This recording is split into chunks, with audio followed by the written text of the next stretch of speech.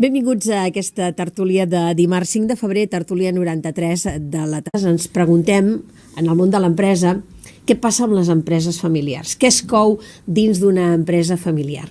I com funciona una empresa familiar? Per això avui hem volgut convidar el senyor Jordi Tarragona, que ell és assessor de famílies que tenen empreses.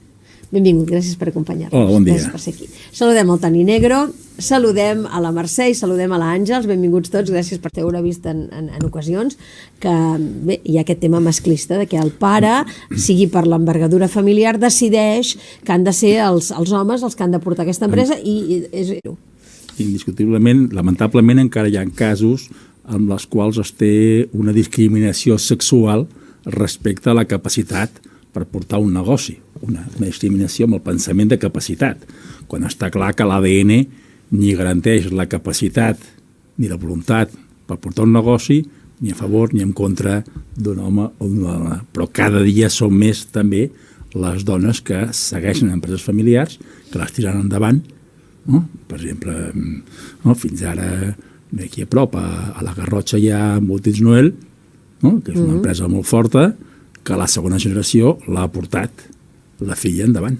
I n'hi ha moltes més. No sé si heu vist la pel·lícula que és la història de The Washington Post, que justament la Meryl Streep és la que havia de portar, era la filla de l'amo del diari, i l'amo ho posa en mans del gendre. I quan es mor el gendre, aquella dona era una dona apocada, no sabia... Ens agradi o no l'època que era, no? Les èpoques canvien i evolucionen a Déu gràcies, normalment cap a bé. Sí, però potser no suficientment ràpid, però van evolucionant.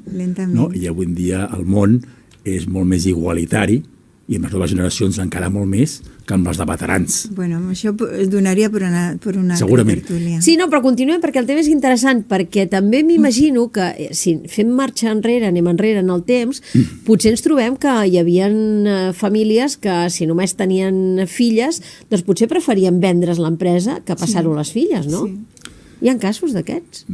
Poden haver casos. Clar, hem de fer una miqueta l'arrel de la història i de la cultura d'on ve.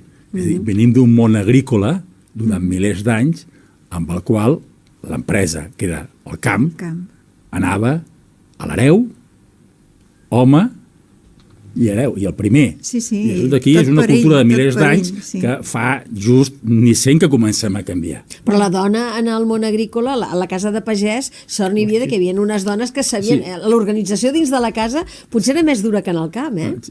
Igual que a les empreses i que a les famílies, no? El paper de la dona és fonamental, és fonamental i crucial perquè funcioni, inclús a la família empresària, encara que potser en molts casos la dona no és qui porta el negoci, en la transmissió dels valors i en la formació del caràcter de la segona generació, el paper de la dona és crucial i per tant per compte de l'empresa familiar ho és. Molt bé, senyors, ja tenim aquí un expert que ens explicarà temes de l'empresa. Jo hi ha una cosa que sempre m'ha intrigat amb les empreses, perquè clar, els pares, evidentment, a qui estimen més són els seus fills, siguin nois, siguin noies. Aleshores, hi ha una opinió subjectiva del treball que fan els fills quan els posen a l'empresa i diuen no, és que el meu fill serà fabulós, ho farà molt bé, serà meravellós, i potser aquell noi, que potser ni serveix per aquella empresa, i potser aquell noi té vocació de ser una altra cosa que no el que es fa a l'empresa familiar. El més fàcil és que els pares no siguem objectius amb els nostres fills. Per un costat, o per massa benevolents o per massa exigents. No? Ens és difícil ser objectius. Per això és molt bo establir procediments d'incorporació i de seguiment amb els quals participi algun extern per avaluar les capacitats i l'evolució dels fills i les filles. I això com es decideix? Perquè, clar, ve un de fora i et diu no, és que, miri, el seu fill no serveix. Clar. Al final, la decisió mai serà de l'extern. L'extern pot donar un dictamen i una opinió. La decisió és de la direcció i de la propietat. No? Però és bo que almenys la propietat, quan decideixi, tingui en compte una opinió externa que pugui ser objectiva. Després decidirà el que cregui convenient. I tot pot ser just i acceptable. Però almenys tinguem en compte el racional que pot donar un extern. Complicat, eh? Claro. Té complicat i difícil. Clar. Vull dir, entres en un sisme dins de la família de discussions i de problemes i la mare enfadada amb el marit perquè el nen era molt vàlid i... Les discussions, que els conflictes sempre són inevitables, però si les normes s'estableixen amb anterioritat al fet, hi ha menys discussions. No? Sí. Clar, si decidim que avaluem quan arriba la incorporació, pot donar un conflicte.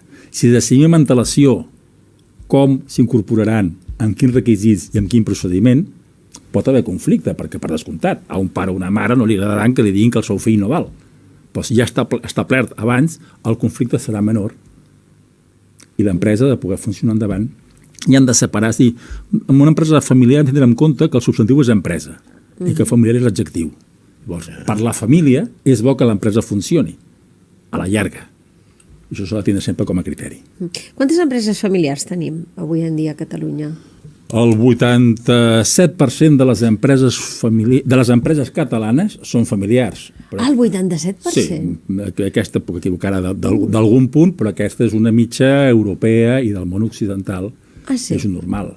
Inclús, per repetir, puc equivocar d'algun percentatge, però el 68% del PIB català està fet per empreses familiars i el 78% de llocs de treball privats són d'empreses familiars. L'empresa familiar és la base de l'economia i de l'estat de benestar. No ho sabia pas, no en tenia ni idea. Mercè. Bueno, jo el que considero, agafant una mica el fil de lo que ha dit abans, és que si s'entén les bases amb totes les coses de la vida, molt clares de com han de ser i com s'han de portar a terme tot el que s'ha d'executar després, doncs és veritat que tindrem menys problemes. Llavors, el que jo trobo a faltar amb aquestes empreses familiars potser és el fet de que ara diem que es té en compte la dona i les seves capacitats, però si fem una mica d'anàlisi jo considero que això encara no és així. No sé quina... Bueno, jo he fet un estudi sobre empreses familiars, en el qual han participat 96 empreses, de moment, i les principals àrees de millora, una d'elles és establir el procediment d'incorporació de la segona generació. Homes, dones, el que sigui. Les mateixes empreses reconeixen que una manca que tenen és establir aquest procediment. És cert, de les principals àrees de millora. No? A vegades passa com al gimnàs, no? Que tots sabem que hem d'anar al gimnàs menjar sa i després el dia a dia ens impedeix anar al gimnàs cada dia. Clar, perquè es tradueix en una declaració d'intencions, però a la pràctica encara tenim molt per fer. És una de les principals de les àrees de millora és establir aquests procediments. I aquests procediments s'han de fer a mida de cada empresa, perquè semblaria que podria ser una cosa bastant estàndard per tothom, no? Hi ha principis i recomanacions, però cada empresa és un món. I el recomanable és establir solucions i normes a mida. Perquè al final hi ha moltes coses respectables. Important és saber els riscos. És a dir, un pot plantejar una empresa familiar i dir no volem que treballi ningú de la família. I pot plantejar un altre que digui volem que qualsevol de la família que vulgui treballar pugui treballar. Les dues coses són vàlides. El problema és, la qüestió és saber quines són les conseqüències i com fem les normes en cada cas. El que no tindria sentit és dir qualsevol familiar pot treballar i portar l'empresa encara que no estigui capacitat. Això no tindria sentit. Però que pugui treballar d'acord amb la seva capacitat, és una norma tan vàlida com dir que ningú treballi. Tindrà avantatges i inconvenients, i és respectable. Lo important és haver-ho parlat amb antelació i haver establert les conseqüències i els procediments. I aquests procediments, diguem-ne, es pacten amb el que és el cap, no? El propietari principal, o es pacten en el marc de la família, o es pacten en el marc de l'empresa amb directius? També... Clar, això també té respostes diferents en funció dels interlocutors, no? És un tema de decisió de propietat. I llavors hi ha qui té la majoria o és el fundador i estableix normes, perquè aquí mano jo i ho estableixo. És un reglament intern. Lo ideal és establir el reglament amb consens amb tota la família. L'empresa i la família són dues coses que estan relacionades i diferents. A l'empresa mana la propietat. Si jo sóc accionista únic, aquí mercantilment es fa el que jo digui. Però si en una empresa familiar el que ens interessa és fer un consens entre l'empresa i la família, amb els que treballen, amb els que són propietaris, amb els que ho seran el dia de demà, i potser inclús amb els familiars que no seran propietaris però tenen interès directe. No? Perquè d'alguna manera en viuen. El cònjuge del propietari tindrà interès perquè tenen un fill comú i pot tenir interès legítim. I per tant, d'alguna forma, potser no la decisió, però sí la participació en la decisió és bo que sigui consensuada i no imposada. I també aquí el que es té en compte és quina mena de treball tenen, perquè no és el mateix estar amb un càrrec de decisió que estiguin treballant tots dos, el que sigui, pare, fill, el familiar, o amb un càrrec totalment diferent, o sigui, que no tenen tant contacte, encara que treballin a la mateixa empresa. Això és important, perquè no entren tant en col·lisió. S'ha de filar molt prim S'ha de filar prim i s'ha de tenir en compte que en una empresa, per descomptat sempre depèn de les dimensions, no és el mateix una empresa familiar d'una botiga de 3 empleats que una empresa de 50 empleats, i en una empresa hi ha 3-4 àrees d'implicació: treball, direcció, govern i propietat. Sí. I la família pot participar amb diferents d'elles i s'ha d'establir quines són les normes d'incorporació i d'avaluació en cada una d'elles. I el que deies tu a vegades de compartiments d'estancs, això és molt típic, per exemple, amb empreses de germans. Quan són diversos germans que treballen, i llavors a vegades resulta que cada germà treballa en una àrea diferent, amb la qual hi ha poca, diguéssim, relació dia a dia, amb la qual el número de conflictes es redueix, però el que pot passar és que quedi ocult. Clar, com que no hem de decidir res en comú, no tenim gaires conflictes. Per això es pot portar aquesta filosofia d'àrees de reinos de taifes pot portar a que sigui difícil prendre decisions estratègiques. Sí, és complicat. Quan s'han de prendre decisions de si fem una inversió a llarg termini és quan llavors sorgeix el conflicte.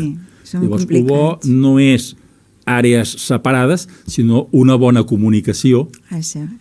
Però clar, sempre, com tota la vida, és més fàcil de dir que de fer. Sí. Aquesta és la clau, Bien, suposa que jo tingui una empresa i el contrato, i el primer que he de fer és un estudi de la meva empresa. I després vendran els consells. Primer, jo més que assessorar a l'empresa, assessoro a la família empresària. A la família que té una empresa. Per tant, com bé has dit, el primer és fer un anàlisi, per descomptat en part de l'empresa, però sobretot, en el meu cas, de la família empresària. Qui el forma, de forma directa o indirecta, quins interessos tenen, quina és la seva història, com han superat els reptes, quins reptes tenen per davant. Un cop analitzat això d'aquí, podrem ajudar a la família empresària a decidir quin és el pla estratègic a futur. Però primer, abans de diagnosticar, com bé has dit, s'ha de fer, abans de receptar, fer un bon diagnòstic. El que s'ha de fer és un diagnòstic, però de l'empresa i sobretot de la família empresària. Més de la família. Més de la família propietària. L'empresa pot variar. L'empresa és important, però és de la família empresària. Un cop aquest diagnòstic, podem analitzar les alternatives que poden haver. Amb aquest diagnòstic veurem quins són els problemes que preocupen aquella família empresària, quins són els reptes que potser no veuen i tenen per davant. A vegades hi ha temes que la família els veu a molt llarg termini, però que hi ha coses que s'han de decidir amb molta antelació. Perquè hi ha coses que el temps passa volant i avui reps el fruit que es va sembrar fa anys enrere. Si has de fer una inversió no l'has de fer. Sí, però això en temes Per d'empresa. exemple, els recanvis. No? El relleu generacional, la formació de la segona generació és un tema que no posi de repent, ara tenen 23 anys, anem a fer que ara estimin l'empresa. Sí, als 23 anys o has aconseguit que l'estimin i s'interessin abans, o ja serà una mica de tard, segurament. La formació s'ha de fer contínuament, des de que comences fins que acabes. I s'ha de planificar en temps. I continuar, clar. Igual que planifiquem que es formin en idiomes, hem de planificar que es formin en temes de l'empresa i de la gestió. Penso que és una mica injust, per exemple, per les segones generacions, que et planifiquin el teu futur sense que continuï amb tu, no? Perquè diuen que tu has de ser el recanvi al capdavant de l'empresa. Que planifiquin no vol dir que dirigir, que planifiquin vol dir que formin les oportunitats. Igual que formem amb els fills perquè aprenguin idiomes, no ens esperem que siguin majors d'edat per preguntar si volen estudiar idiomes o no. Procurem que n'aprenguin abans. Pensar en la segona generació vol dir pensar en que coneguin l'empresa, en que tinguin criteri per decidir, en ajudar-los a decidir lliurement, i si hi ha incorporació que sigui de persones adequades amb la formació adequada. No, això es vol dir adreçar cap a... No? És un dels temes més difícils, fins quin punt deixar llibertat, fins a quin punt dirigir, però clar, això és moltes coses que som pares ho sabem, no? Amb quin temps decidim pels fills i quantes coses hem decidit. Aquella dita que s'havia dit fa anys enrere de que l'avi crea l'empresa, el fill la fa gran i el net la destrossa i la tanca. Bé, què en pensa vostè d'això? No? A ver las ailas. És una dita, no? Les dites, el saber popular sempre té una part de raó, però no té tota la raó. És a dir, hem de tenir en compte algunes qüestions. Primer, la vida mitja d'una empresa, familiar o no, és de 12 anys. 12 anys només? 12 anys és la vida mitja d'una empresa. El 4% de les empreses familiars espanyoles són centenàries. Hi ha més empreses centenàries familiars que no familiars. Òbviament, hi ha moltes empreses familiars que tanquen a la tercera generació. Clar, és que si el 87% de les empreses són familiars... Sorprèn una mica aquesta xifra, no? No, però la xifra ajuda a situar la dita popular. Clar, si les empreses eren familiars, el normal és que morissin. Les familiars també. Hem de tindre en compte que les empreses, els negocis i les persones tenen un cicle de vida.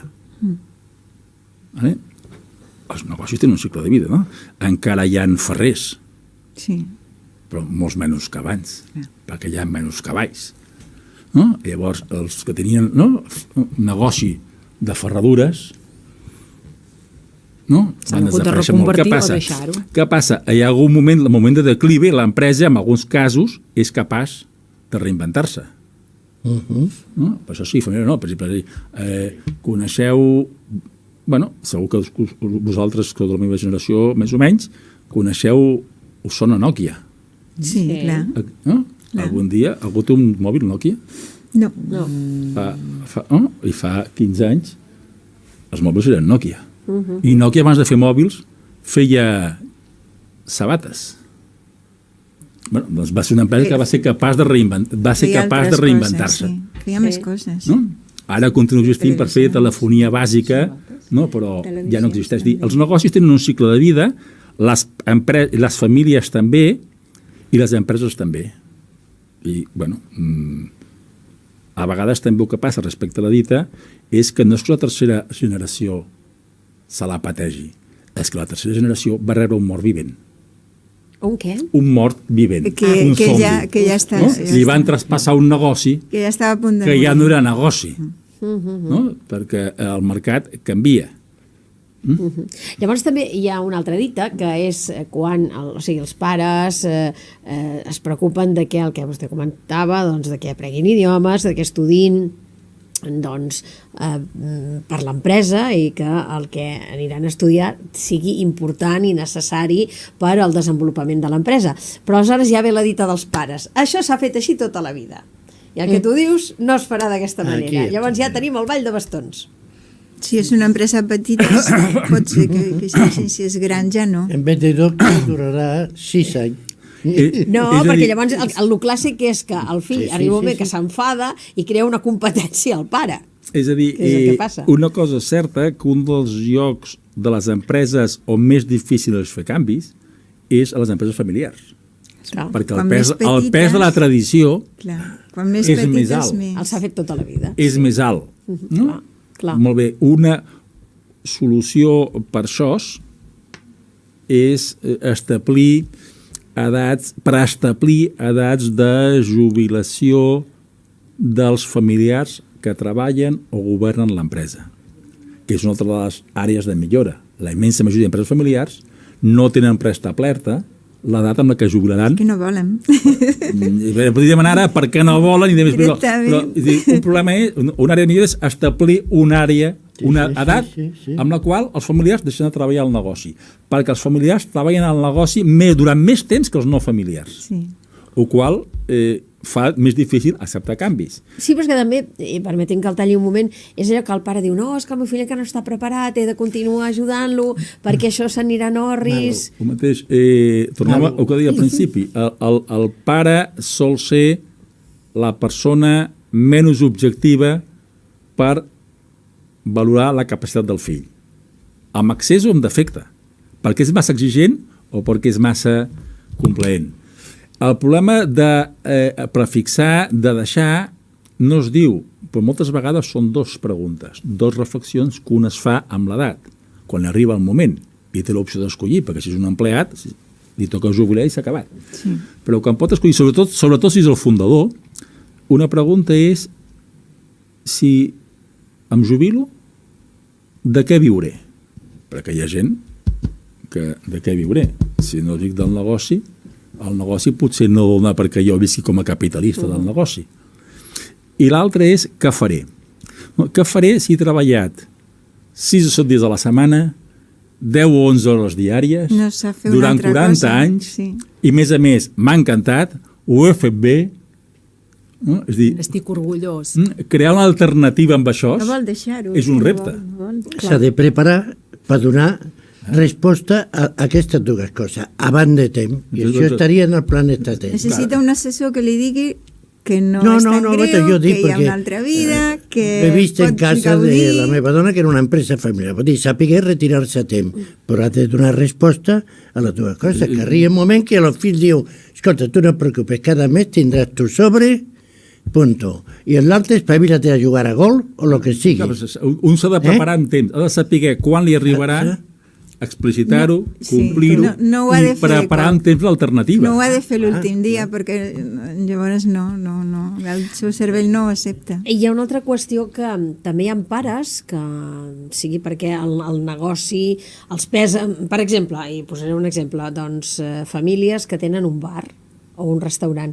N'hi ha, i això ho hem vist aquí en convidats que hem tingut, alumnes de l'Escola Joviat, que dius, i tu fas de cuiner? Sí, i a casa meva tenen un restaurant, i el primer que em van dir, no et dediquis a voler estudiar per un restaurant, però és que a mi m'agrada, perquè jo m'he trobat amb nanos que ho han explicat, que els mateixos pares diuen, no, un restaurant és molt sacrificat, un bar és molt sacrificat, o aquesta empresa és molt sacrificada, millor que el nostre fill vulgui fer una altra feina. O sigui, que els pares prefereixen finiquitar l'empresa. No sé si s'hi ha trobat en casos Sí, clar, sí que n'hi ha i que casos. diuen, què podem fer per això tancar-ho o deixar-ho en mans de d'altres? Bueno, diguéssim, jo diria, el primer és tindre en compte que els fills, el més important és formar-los com a persones i, dintre del possible, procurar que tinguin opcions per decidir què volen fer al seu futur. No? Després podem preferir que es dediquin al negoci o podem preferir que no es dediquin. Això és cada un explica al mercat segons li va. Però bo és formar-los per capacitat per poder decidir i deixar-los decidir lliurement i recolzar-los amb el que decideixin. Això és, diguéssim, en quant a família. En quant a negoci, si no volen continuar amb el negoci, que pot ser per molts motius, el que ens tocarà és intentar-lo vendre. Hi ha sistemes per vendre, dependrà del tamany de l'empresa. Si fos el cas d'un bar familiar de tamany reduït, li diria, home, doncs existeix una cosa que es diu reempresa, no? Que està a tot el territori, que ajuda a la continuïtat d'aquest tipus de negocis que en lloc de tancar canvien de propietari. Sí. Per altres dimensions més grans, doncs existeixen altres fórmules professionals per trobar compradors. Bueno, i si al final no trobem comprador i no volem continuar, ens tocarà tancar ordenadament. Clar. Vostè ha fet un treball amb aquestes empreses. Què ha descobert amb aquest estudi que ha fet? Que hi ha molt desig de continuïtat i es parla poc de la mateixa. Quina contradicció. No. Les empreses familiars que han participat a la mostra contesten majoritàriament amb les seves fortaleses que hi ha un desig de continuïtat amb l'empresa. Però quan després els preguntes si en parlen de les normes de funcionament del futur, la immensa majoria no en parlen. Doncs aquesta és una contradicció. I és important parlar perquè conflictes sempre n'hi hauran. O podem haver fet normes per preveure, però hi ha situacions que no haurem previst, hi haurà conflictes. Si hi ha diàleg, si hi ha comunicació, si no estem en reinos de taifa, sinó que hi ha comunicació, serà més fàcil solventar de forma positiva els reptes que tinguem pel futur. I aquest seria el titular que hi veig. Una àrea molt important i molt positiva és que com a negoci les empreses que han participat a la mostra són fortes. O sigui, les seves fortaleses principalment són d'àrea de negoci.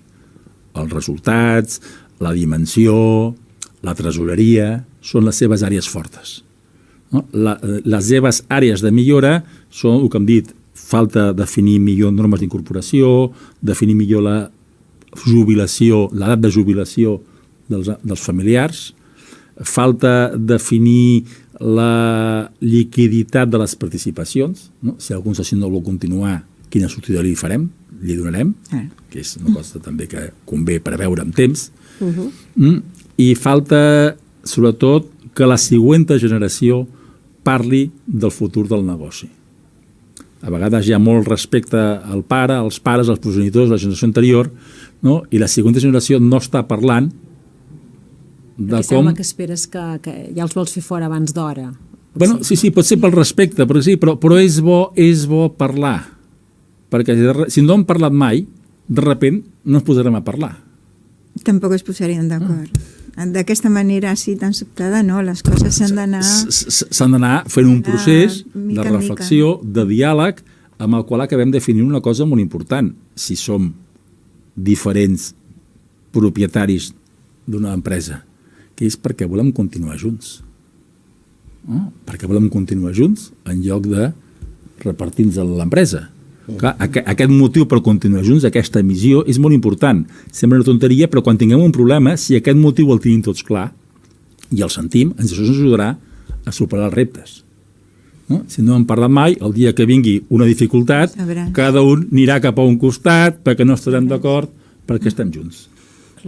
En aquest estudi, quina coincidència de debilitat han donat a les empreses? Les principals debilitats són comunicació entre la segona generació sobre les normes de funcionament, establir una edat de jubilació, establir un pla de liquiditat de les participacions i un pla d'incorporació de la següent generació a l'empresa. Pla vol dir si es podrà incorporar o no, amb quins requisits, amb quines normes. Però vostè com li explica a una persona que aquella empresa és com el seu fill, que durant 40 anys ha anat a l'empresa i que no, vostè s'ha de jubilar. Però és que no sortirà bé, però és que les coses no aniran bé. Deixi-ho en mans del seu fill. Vostè com ho explica, això? Bueno, primer de tot... O no ho explica? No, primer de tot, hem de saber, hem de tenir en compte, sobretot pel fundador, moltes vegades per l'empresari, l'empresa és la seva filla i a vegades la filla més estimada. No? I llavors és una cosa que a vegades... Allò que en dèiem, en frase feta, la nineta dels seus ulls. Exacte. No, llavors, hem de saber que existeixen 4 tipus de predecessors. No? Estan estudiats, existeixen 4. Potser no existeixen en estat pur, existeixen i mescles, però n'hi ha 4 tipus, que són els monarques. Aquests moren amb les botes posades. Vale? Poden potser nomenar un successor, però fins que no hi sigui... el tindran sota vigilància. Allò del padrone, patriarques, digue-li com vulguis. I si és així, és important saber si és aquest, perquè si tinc aquest davant, s'ha de saber que mourà amb les botes posades. només hi ha una forma de treure'l, que és un cop d'estat. Bueno, clar, que també n'hi ha. No es podria donar el cas. Sí, Però sí. has de saber-ho. Si sé amb qui estic, puc adaptar el meu comportament. El problema a vegades no és la sensació precedent, sinó la següent. Si la següent no és conscient del que té davant i somia truites, llavors quan es dona contra un arbre. Monarques. Hi ha generals, que en diuen generals. Aquests es retiren esperant de forma conscient o inconscient que hi hagi un problema per tornar. I jo me'n vaig, i he deixat tot, i a veure, potser inconscientment, Quan trigaran a... en què hi ha un problema... No és que triguin a m'avisin. No, hi ha un problema, acaben les ventes, vinc no sé què, i jo vinc aquí com Salvador. Vale. És un altre tipus. General, no? aquest. Sí, Aquest és com el general. MacArthur a Filipines, no? Que va dir, volveremos. Per això li diuen general. No? Després hi ha els... Ho apunto i tot, perquè m'agrada molt això que explica. No? Després hi ha els governadors i els ambaixadors. Vale? Els governadors ansien una nova missió. Deixen l'empresa, tal, i, escolta'm, no és que resulta que muntaran una altra empresa d'una altra cosa que no té res a veure, o s'aniran i desapareixen del mapa, a vegades hasta massa aviat. I els ambaixadors se'n van, es retiren i estan disposats per ajudar quan se'ls requereix. Vale? Aquests són els 4 tipus, i no n'hi ha, vull dir, hi ha aquests 4, en estat pur no existeixen. Què passa? Els més habituals són els monarques i els governadors, perquè són els més que lliguen millor amb el caràcter dels fundadors i emprenedors. Això hem de saber-ho, és a dir, no és el mateix un emprenedor que ha aixecat una empresa amb el seu esforç, amb els... no? Que la següent generació, que l'ha rebut, que també tindrà un esperit emprenedor segurament, però clar, la implicació personal per aixecar una empresa i tirar-la endavant, després aquest caràcter facilita que hi hagi monarques i generals. Molt bé, doncs, el primer és saber que existeixen. Si saps que existeixen, potser un pot, si vol, el pots ajudar a fer consciència de quin és el seu estil. I en funció d'això anar... Amb els que tenen empreses familiars, allò que es diu el dinar de Nadal, que no pots parlar ni de política, ni de religió, ni de futbol, vostè també els hi recomana ni d'empresa? Bueno, molt bé. Aquesta és una pregunta No, és que és bona. veritat, Sí, perquè no són és. famílies que el dia del dinar familiar aprofiten per parlar de la feina. Molt bé.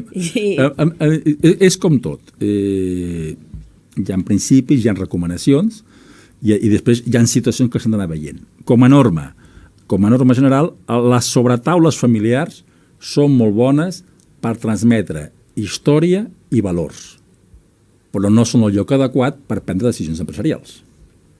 Són molt bones per transmetre a la següent generació històries, l'amor per l'empresa, o que van fer, o que estan fent, valors de l'emprenedoria, el risc, la responsabilitat. És molt bo, insuperable. Però per prendre decisions empresarials no és el lloc més adient, per les formes ni pels integrants. Dit això, què passa? Després també les empreses tenen una evolució. No és el mateix una empresa al principi, amb la qual hi ha moltes vegades un fundador o una fundadora con su cònyuge, i doncs al final la propietat, la família, no és que siguin, és que són idèntiques. És la mateixa. I per tant, és una continuïtat. No? Aquest és un tema. Però clar, a mesura que la família creix, Ja està. s'ha d'anar formalitzant. Per tant, el dinar de taula de Nadal, per dir d'una forma, no, pot ser un lloc adient, inclús per prendre decisions empresarials amb una primera generació. Però a mesura que la família creix, no és un lloc adient.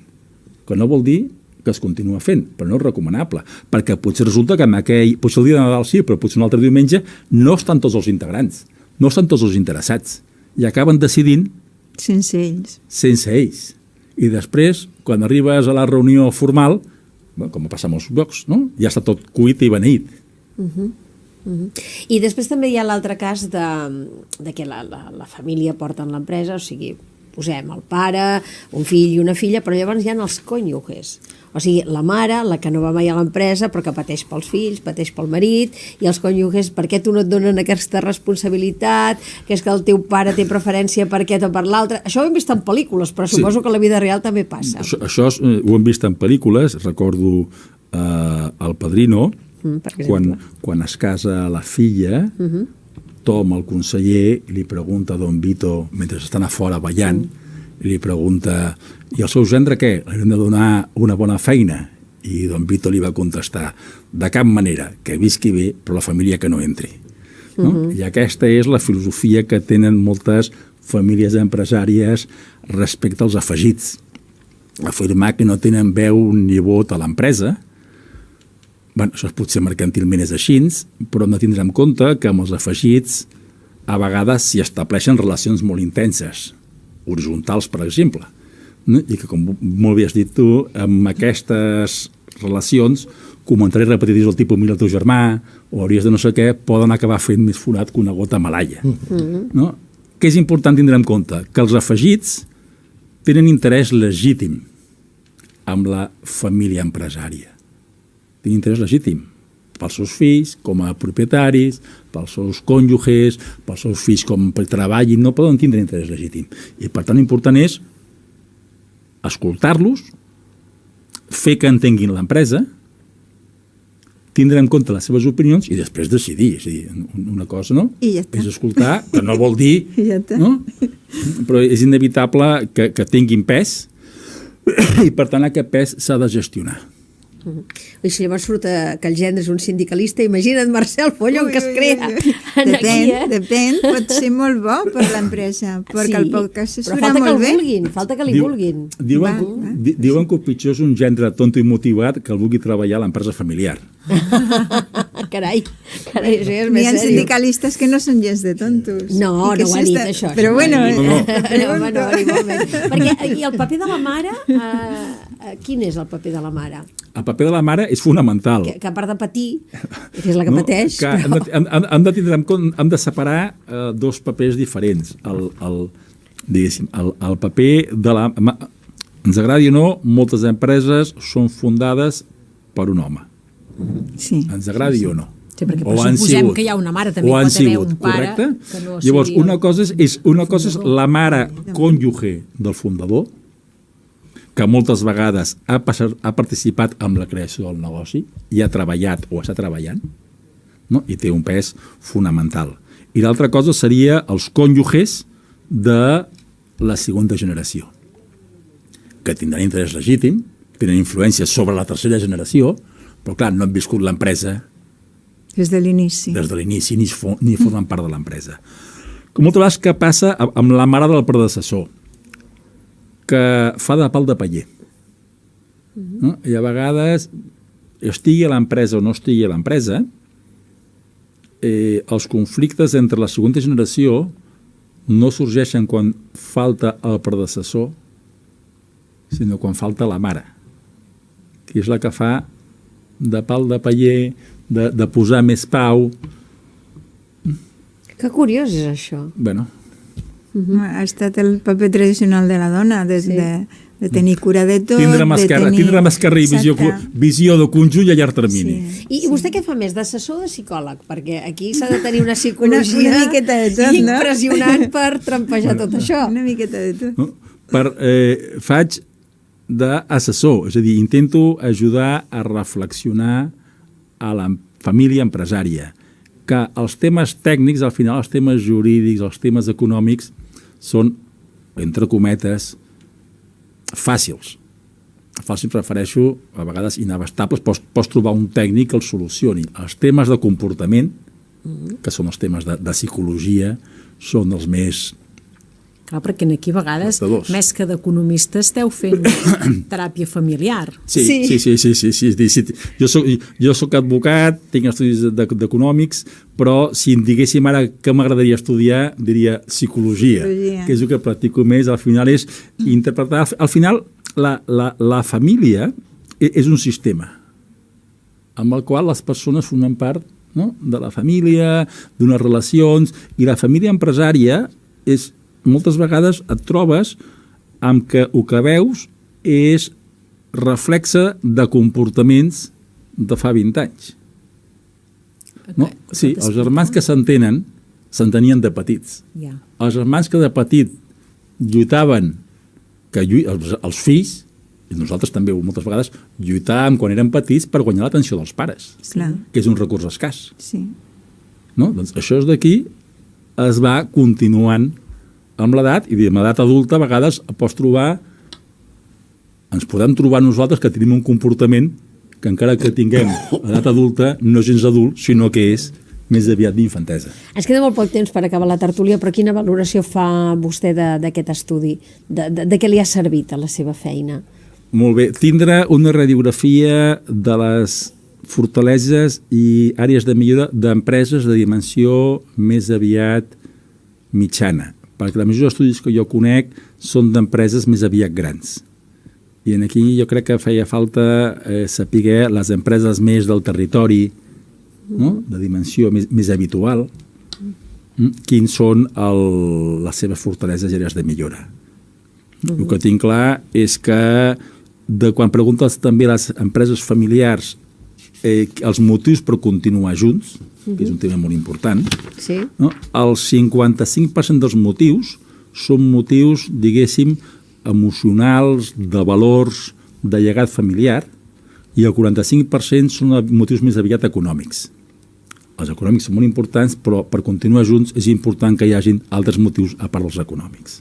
Escolti'm, doncs, m'agrada molt avui que ens hagi acompanyat aquí en aquesta tertúlia, que vostè és assessor d'empreses familiars, però que té una dosi molt important de psicologia la que ha d'emprar i de templança i m'imagino a vegades de fer-se entendre els uns amb els altres. Això és una feina interessantíssima quan estem en una societat en què sembla que la gent no ens acabem d'entendre. Moltíssimes gràcies per ser avui a la tertúlia. A vosaltres, gràcies. Gràcies a tots. Demà tornem amb més temes. Adéu-siau.